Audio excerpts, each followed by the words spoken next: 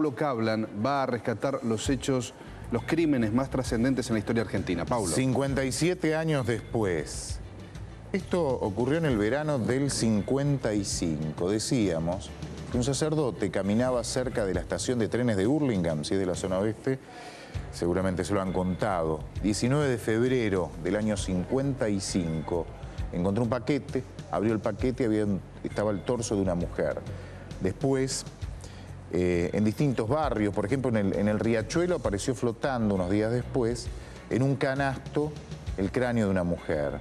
Y en otro barrio de Capital Federal también encontraron otros paquetes con restos de una mujer. El caso generó gran conmoción, pero gran conmoción. Se pensaban que eran varias víctimas, que podía haber un chacal, un asesino suelto matando mujeres, descuartizando. Llevaron todos los restos a la morgue judicial de la calle Villamonte, todavía funciona la morgue judicial, y allí, como si fuese un rompecabezas, reconstruyeron los restos de una mujer. Era una sola víctima, pero ¿quién era esa mujer? Encontraron en la operación de autopsia una cicatriz a la altura del hombro, los restos de la mujer, una cicatriz a la altura del hombro. Los médicos forenses de entonces... Una mujer joven, Paulo. Determinaron, efectivamente, una mujer joven, determinaron que esa cicatriz se correspondía con una operación muy específica que se hacía por aquellos años para reconstruir una fractura de clavícula. Y no eran muchos los médicos que hacían este tipo de operación, por lo que convocaron a varios profesionales que se dedicaban a este tipo de cirugía. Por descarte fueron buscando datos y por descarte llegaron a una mujer que había sido operada un año antes, en 1954, porque le había atropellado un auto. Y la habían operado en el hospital Argerich de la ciudad de Buenos Aires, en la Boca, en la zona de la Boca. Se trataba de una mujer de 27 años, muy joven, esa es su imagen, que se llamaba Alcira Mettiger. Era salteña, había llegado a Buenos Aires a los 17 años para trabajar como empleada doméstica. Dieron con su hermana, a ella no la encontraron. La hermana se llamaba Ana. Y Ana contó que esta mujer tenía varios novios o varios pretendientes. Del primero que habló era de su amante, un tal Pascual, a quien lo metieron preso en su momento. Lo metieron preso unos días, pero no tenía nada que ver y lo liberaron. El perejil, digamos. Pero también dieron con una historia de un hombre que era el hijo del dueño de la primera habitación que ella alquiló con su hermana cuando llegaron a Buenos Aires de Salta. Y ese hombre aparentemente llevaba 10 años cortejándola. La seguía, le había ofrecido matrimonio, estaba perdidamente enamorado. Era un hombre que tenía estudios secundarios completos, había estudiado idiomas, destacándose en inglés. Era un hombre culto, un hombre de 30 años.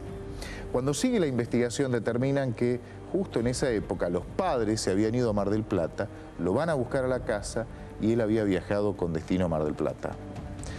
La policía, por entonces investigadores de la Policía Federal, lo siguieron y lo detuvieron, si usted está en Mar del Plata, en la estación de trenes de Mar del Plata. Cuando llegó, lo metieron preso. Fue cuestión de horas que confesó todo, que él dijo que le había propuesto matrimonio, que ella se negaba, que el 17 de febrero la invitó a la casa, estaba solo, que revisando un libro que esta mujer llevaba, encontró una carta de amor, una carta de pasión, en donde un amante le recordaba una noche de pasión. Y que él se lo reprochó y ella lo trató de infeliz. Y allí la tomó del cuello y no recuerda cómo, pero la mató. La descuartizó en el baño y luego comenzó en colectivo a viajar cada día para deshacerse de los restos. Esa fue la historia de este hombre. ¿Saben algo más? Lo condenaron primero a 20 años de prisión por homicidio simple. El descuartizamiento no es delito, sí el homicidio. 20 años de prisión. Luego apeló a la Cámara y la Cámara le redujo la pena, 14 años de prisión. Cumplió la pena, fue de comportamiento ejemplar, Jorge Burgos, su nombre, salió en libertad y volvió a la casa del crimen, donde vivió solo, se quedó soltero, se dedicaba a las reparaciones de muebles, hasta que murió en la década del 90. Un hombre muy mayor, murió solo en el departamento en el que cometió el brutal asesinato. Esa es la historia de uno de los casos más emblemáticos que tuvo la Argentina, el caso de Burgos. Y además en tu relato parece una película, una novela. La historia en realidad es una... Y se han escrito varios libros. Este hombre incluso contó la historia en su momento y se transformó en un libro. Ahí tenemos la carátula de un libro, Yo maté a Alcira, por Jorge Burgos. Yo no maté, perdón, a Alcira. Porque él lo decía?